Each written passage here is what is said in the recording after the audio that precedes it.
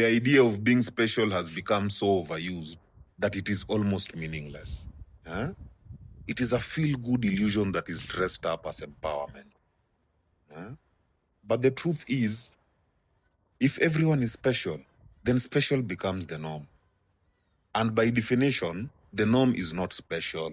You know, this modern obsession with being special has blurred the lines between illusion and reality, especially among those who confuse potential with impact.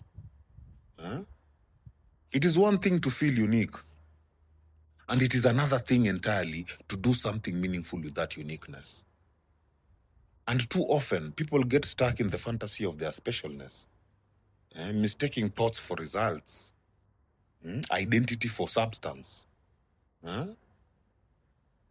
My friend, telling yourself you're special without action to back it up only creates emotional entitlement.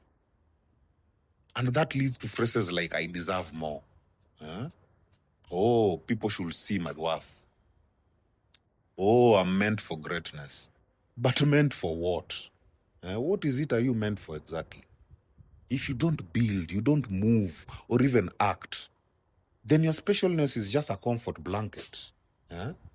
It is a shield from accountability and a sedative that dulls your drive.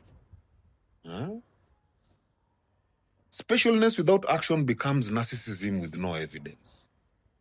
You know, there's a big difference between a doer and a thinker. And that's where the real difference emerges. You know, you can be the smartest person in the room, full of vision, insight, and even ideas. But if all you do is think, then you're still standing at the starting line. Meanwhile, the one who may not be as smart as you, but is consistently doing, this person is building momentum. They are learning through failure. They are gaining skill and they are creating results. You know, action creates data. It is movement that creates refinement, you know. Execution builds evidence. Hey, fiti. A foolish doer will always outperform a smart thinker because action carries risk, and risk is the price of growth. Thinking without action is mental masturbation, my people. It feels good, but it changes nothing. Intelligence without application is just wasted. Many people confuse intellect with contribution, but the world doesn't reward the most thoughtful. It rewards those who bring value into form. It wasn't the one who thought about building the plane who flew.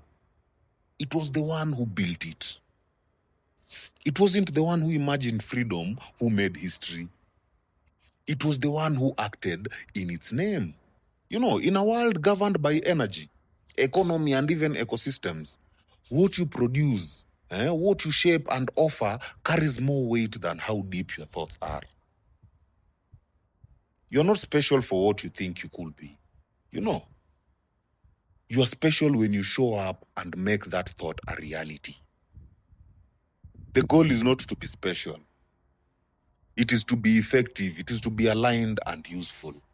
Because at the end of the day, the world changes through doers, not dreamers alone. My people, heal. Heal.